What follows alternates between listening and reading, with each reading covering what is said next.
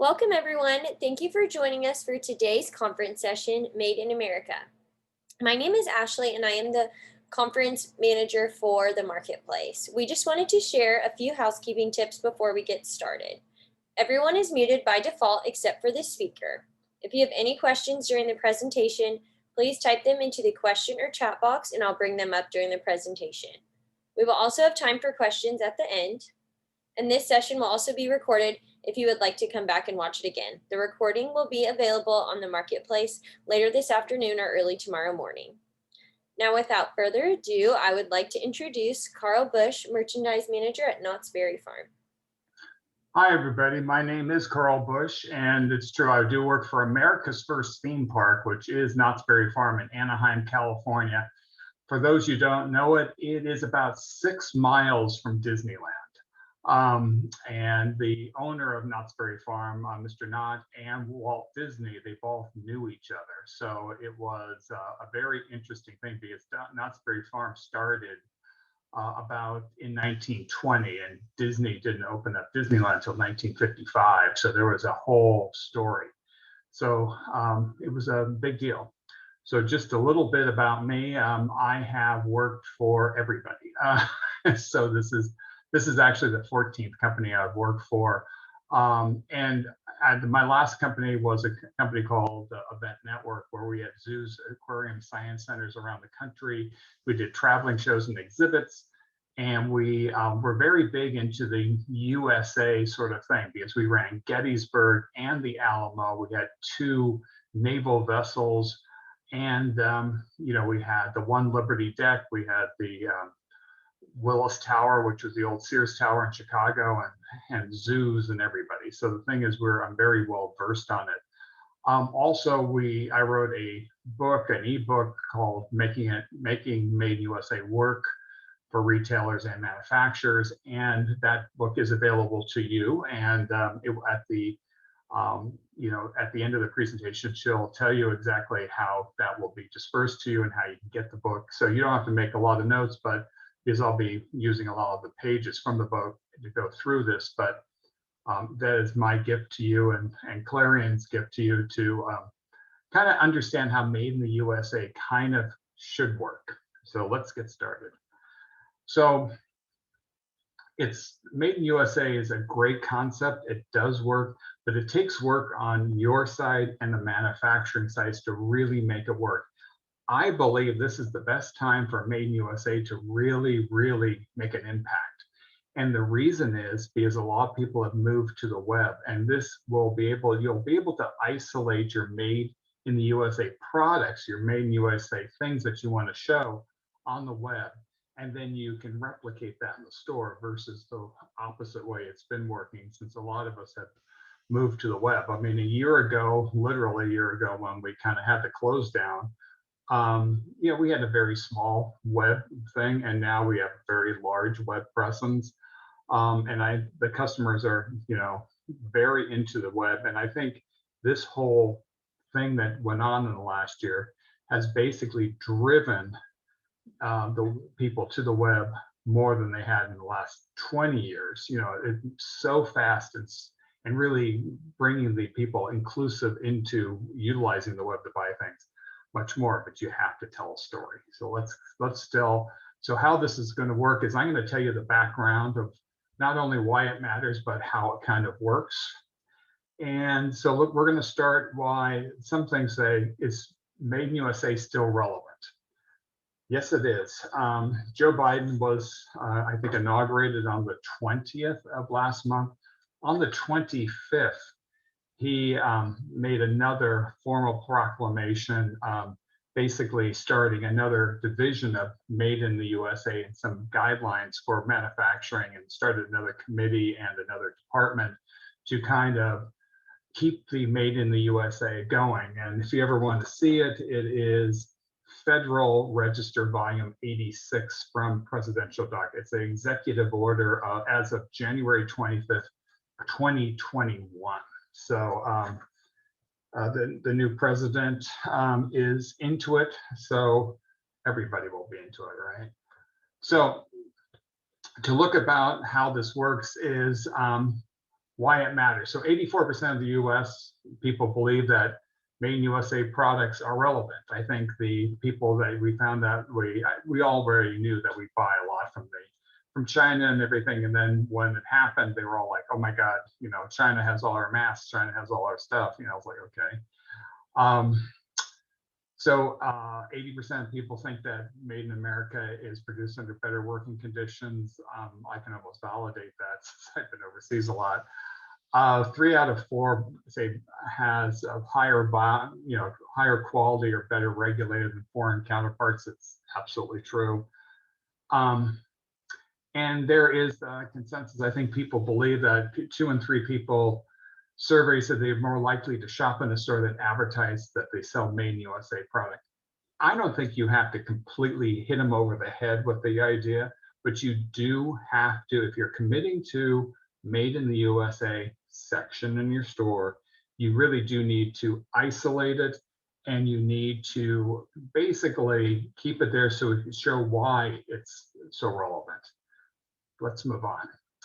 So the thing is that this survey and this whole thing about made in USA is part of the promise and part of the problem of made in USA, because a lot of people find it's, there's like 30% of people think it's difficult finding made in USA, and 23% don't trust the made in USA labeling. And that's a big deal.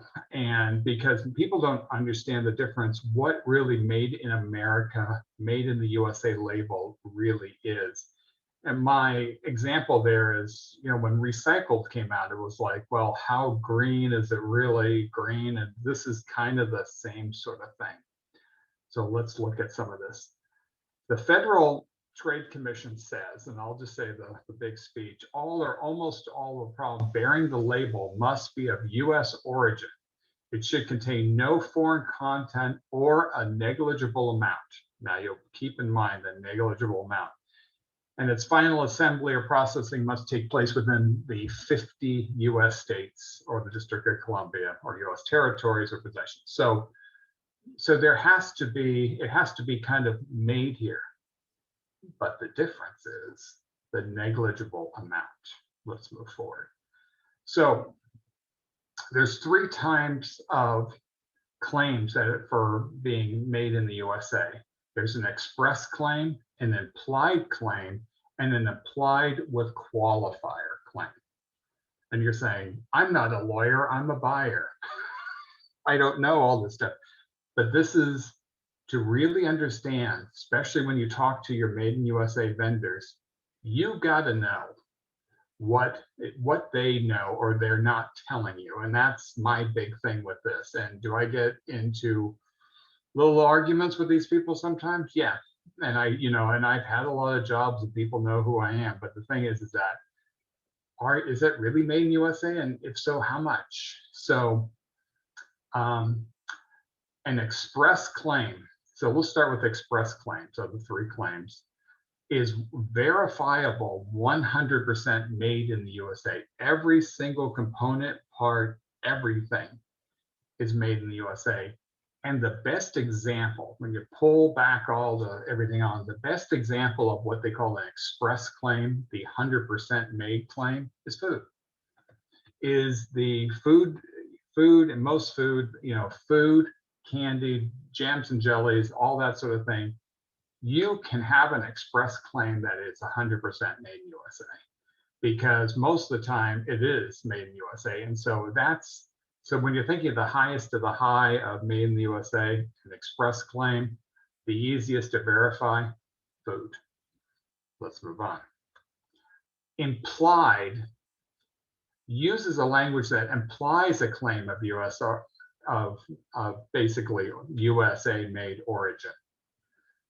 So if you see a sticker with an American flag, you look at this sticker that's on the PowerPoint here, it says genuine, original, America, 100% authentic. It could be, it could be as authentic as those 2 corgis right there. It could be, it gives you the impression that it is, but is it? And that's where it gets a gray area. So when you look at an implied claim, they use a lot of symbolism with it. You know, give me liberty, give me death, home of the brave, let freedom ring. I mean, they're wrapping everything in the flag, but it's still not verifiable. It's implied, but not verifiable. This is where I find a lot of made in USA vendors. They're making an implied claim, hey, I'm making it in USA. And you're going, well, is your packaging, is your thing, is your blank, is whatever. You know, there's a lot of things that are designed in the USA. There's a lot of things that are imprinted in the USA and that sort of thing, which is fine, which is all everything, but don't say that it's all 100% made in the USA. So let's move on. This is my favorite. This is the one where it actually works for everybody because it's easy to understand.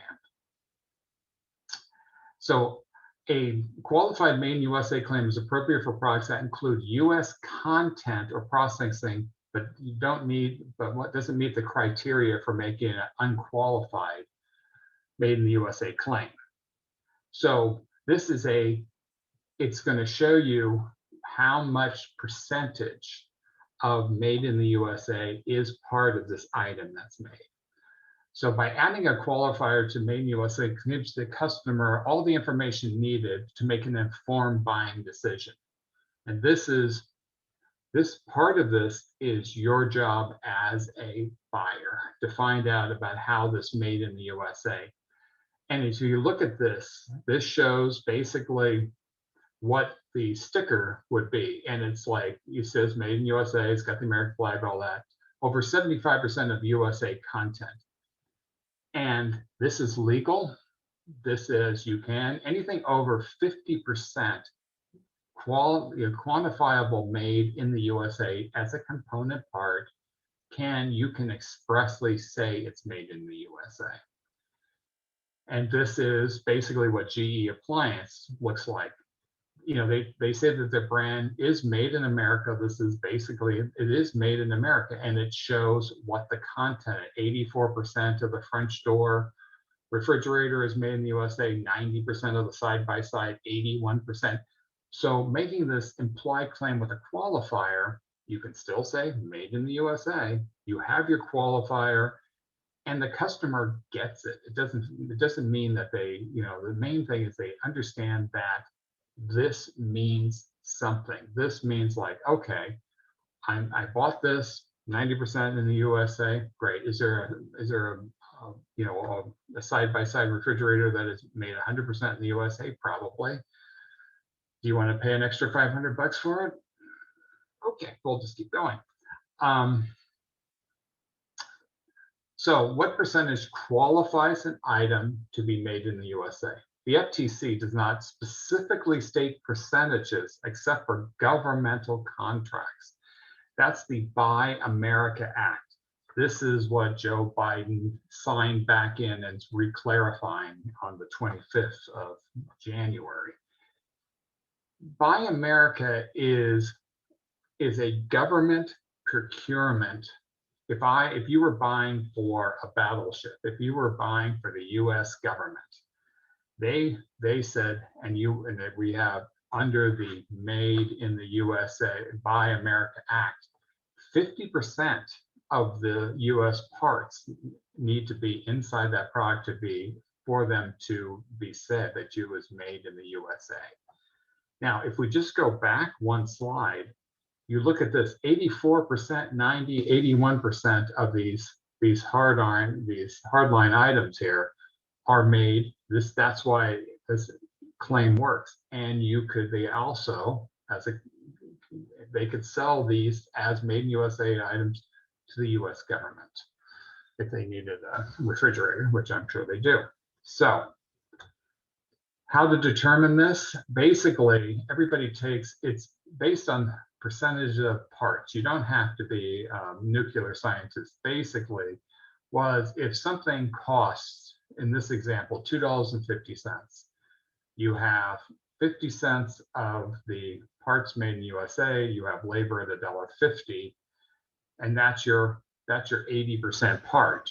And then 20% of imported parts, say if you had different parts that were made whatever item. So this has a Made in the USA claim. This You could say this item is 80% made in the USA.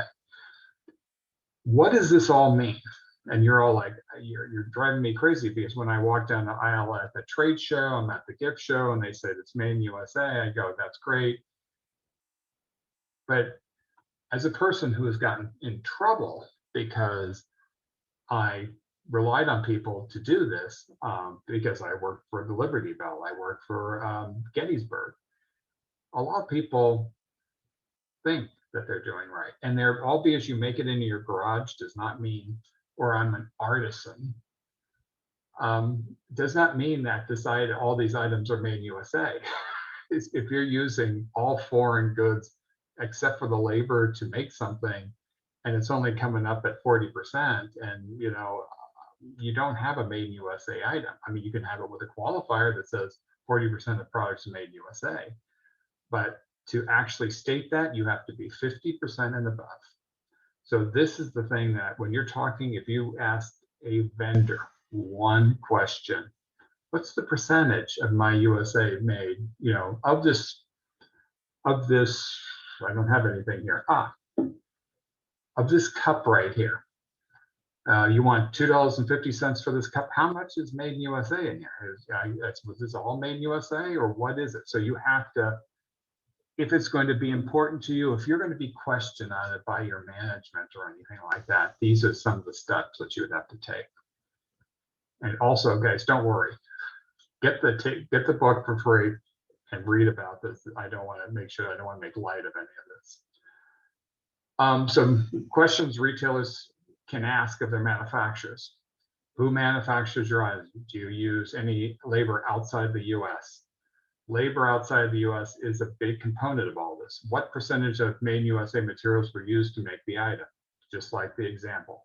What percentage of your item is assembled in the US? What percentage is assembled outside the USA? How can I verify your claims? Do you have a web page or additional information? That's a great question to ask your vendors who are, making these claims. It's great that you have this. Do you have a website? Do you have, that I can tag on to show that your item is made in USA? Is this labeled made in USA? What percentage of your packaging is made in USA? That's a super key question, because it's not that it's all, everybody assumes everything's coming from China, but there's a lot of packaging that comes, especially paper mills and that sort of thing, and final packaging people coming out of Mexico. So the thing is, you have to really look at that too. Where is it made? You should, basically, they're going to need to verify that. How is it assembled? Do you assemble the imported parts? How much time does it take to make a single unit? I mean, this is a very complete list. But the thing is that I think if you looked at this list, and if I was going to talk to a vendor, one thing that I would basically say to them is, do you have a website where you can verify these claims? And I think that's a big part of that. I mean, the thing is, if you were with a person that says this is made in the USA, do you have a breakdown page on your website that actually I can send people to? Because then that takes all the heavy lifting away from you. Like in this example, it sounds like the guy pointing the finger is basically the you as a retail buyer going, grilling these people. But in many ways, you have to. And especially when this happens a lot, is with artisans. And artisans, how can I say this nicely, are very challenging to work with sometimes. And it's like, yes, you took this piece of metal and you resculpted it and all this, that sort of thing, reimagined it and all that, but you cannot make it say USA if this reimagined original item basically came from India. Yeah, I'm sorry, guys, it's not going to work. So just don't make the claim. Okay, so let's try to see how we can make it work. So this is the bottom line. Manufacturer must verify the 3 types of claims that they are making I like a qualified claim because basic way, or it has to be verifiable. So manufacturers, be it a website or other ways, need to verify those claims. You, as a retailer, need to clarify those claims. Customer walks in, you got 5 seconds before they're making a buying decision. Yes, no. They see you're made in USA, and they're gonna look at the pricing and they'll look at this. They're gonna say, "Why is this?" You have a lot of things to do. If it says made in USA, let's talk truth. A lot of people think it's okay. It's overpriced. Is it just the same thing differently? I can still buy the same thing at Walmart and all these other things. So you're really going to have to make sure that your USA idea out there on the floor on your website has to be very, very genuine and very, very enticing to the customer. From artisan to manufacturer, this is your most challenging piece. Am I going to show you? I have some manufacturing examples that are easy, obviously. Artisans are very challenging because it's their baby, and it's this whole really thing, but they have to understand, they have to live by the Made in USA rules. So the thing is that is the big deal, and it's not your rules. It's the thing is, and when I say they have to follow our rules, not conform to theirs, is a lot of them will say but it's I didn't do any of this background, I didn't do any of this checking to make sure that it's made in USA. Because I make it myself, and all that, and I buy it from a nice person and all that, but that's not going to back you up. That's not going to back you up, because if you're making these claims to consumers that's made in USA, you're the one who is going to get the phone call, not from the US government or anything like that, but you just don't want to put yourself out there as selling made in USA goods that you don't, or they're not really fully vetted as made in USA goods. So it's one of those things. This is why I put there is a little fight between the artisan and you, because in a way you're kind of educating them on, if you're going to do this, having worked with nonprofits that are Liberty Bell and Gettysburg and all that sort of thing, there was no fine line. It was yes or no, and it was, this is the way it is, and this, you have to do it, and this is the way that you need to do it, because there was no leeway. There was no leeway. I had the Liberty Bell. I was getting emails all the time on, we had a little Liberty Bell. Is that Liberty Bell? Where is that made? Exactly where is that made? And yes, it was made actually in Gettysburg and that sort of thing. So, but the thing is that I had to make absolutely sure I needed everything backed up. So it's one of those things about saying it and doing it and actually executing. So it's a big difference. So getting, the thing is, how does this affect the future of retail? I think the thing is that I think a made in USA section, as I said before, on a website and then backed up in your brick and mortar stores is the way to go. I say here, this is the end of general merchandise assortment as we know it. Yes, I think we are very coordinated. This is the picture right next to that is a rendering of Galaxy's Edge, the Disney Star Wars store. That store there is approximately 30 feet long and about 15 to 20 feet deep. Heavily curated and just basically set up in 4 to 6 foot sections with individual items. I mean, customers are really focused now, and I think part of the focus is coming from how they're buying online now and that sort of thing, because they're not looking at assortments online, they're looking at specific items that are looked at and curated assortments and that sort of thing, and they're more broad.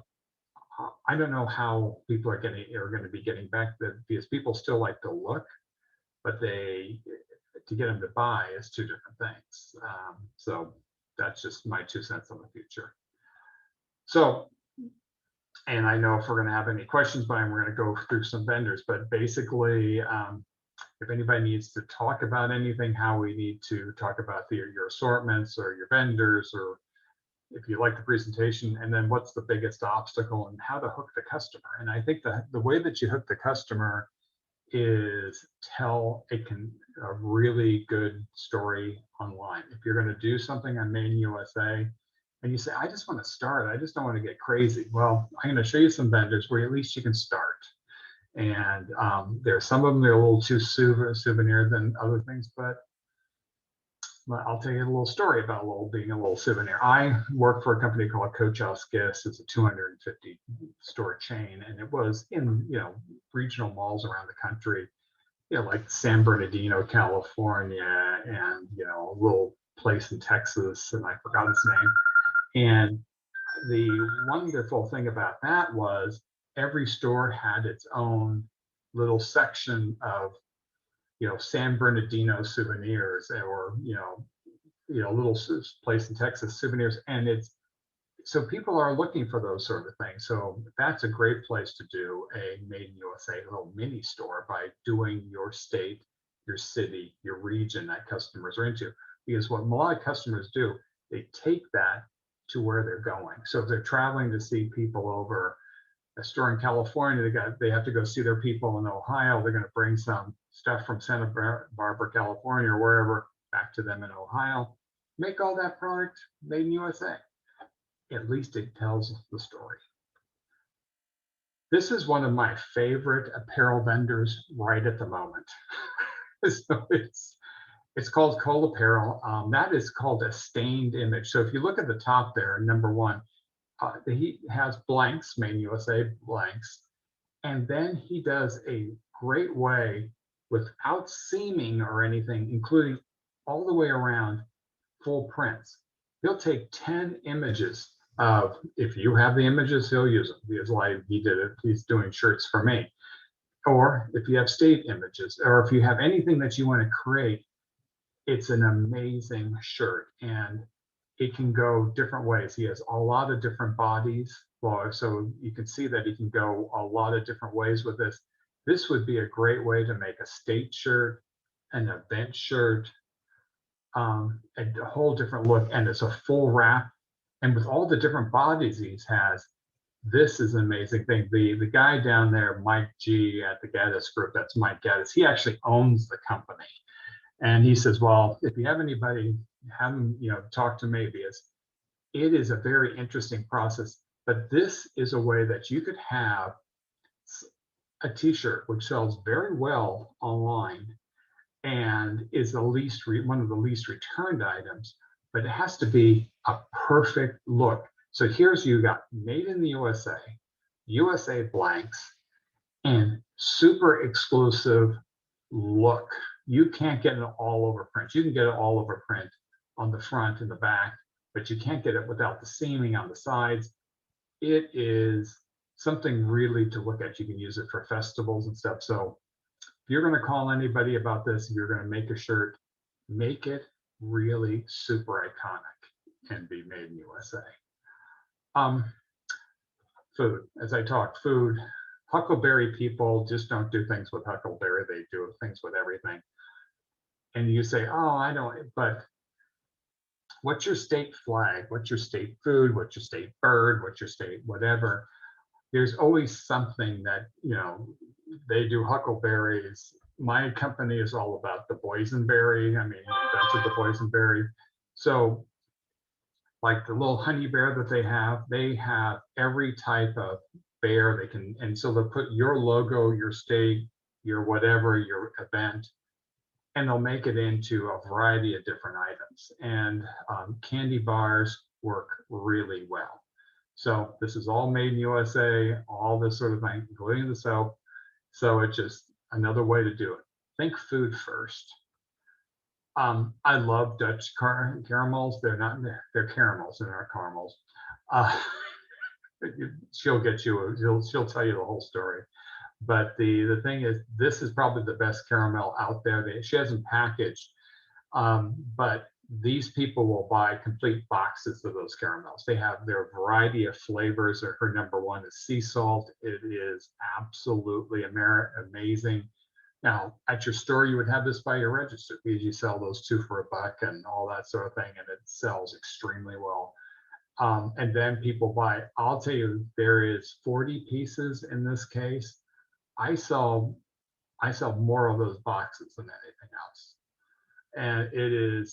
And I took her name off and put my name on it. I put her name back on it because it sells better with her, because it is an amazing item. So Dutch House caramels. So this is a company called Callan, and a lot of people know Callan. He bought another company, okay?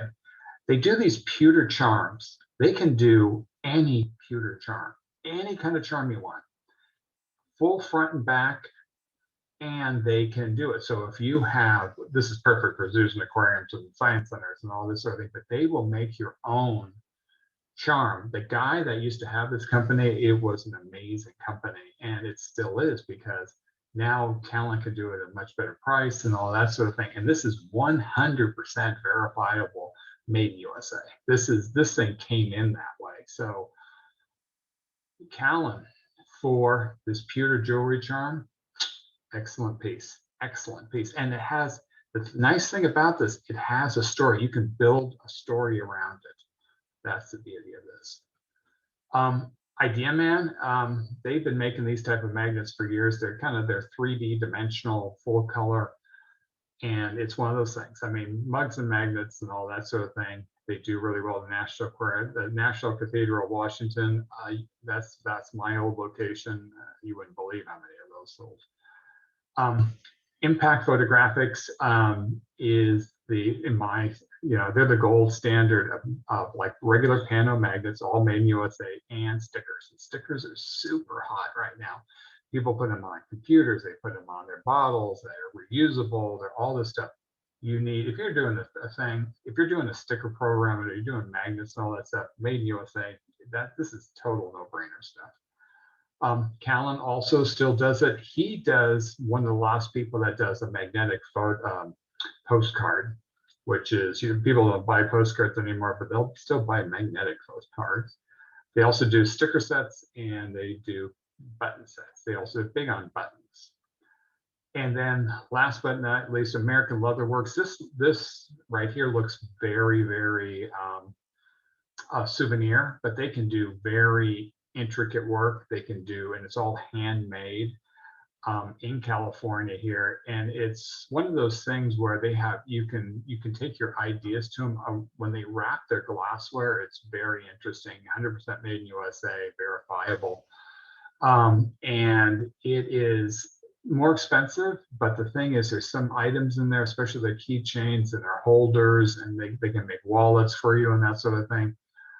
It's somebody to call. It's somebody to do. So, ladies and gentlemen, that is my Made in the USA. We're going to give you the book and talk about it. And if anybody has any questions, or Ashley, if you want to kind of take it from here, so we know so you know what we're trying to, what we can do and what we can't do. Thank you very much. The blonde dog that's Gunner, and the other black and tan corgi, and that's Gizmo and Gunner. They're about a year and a half old. Thank you, guys. Thank you so much, Carl. We really appreciate your presentation over Made in America. If anyone has any questions at the time, feel free to put them in the chat or question area, and we can get those answered. And if you don't have any today, but any come up later, feel free to reach out to Carl in the marketplace, and I'm sure he would be more than happy to answer those. And of course, feel free to take advantage of his free ebook, as he mentioned. I think that's a really great thing that he's giving away. So, yeah. Okay. Thank you very much, guys. Thanks again, Carl. We really appreciate it. And if anyone wants to come back and rewatch this, we'll host it in the marketplace. Thank you. Thank you.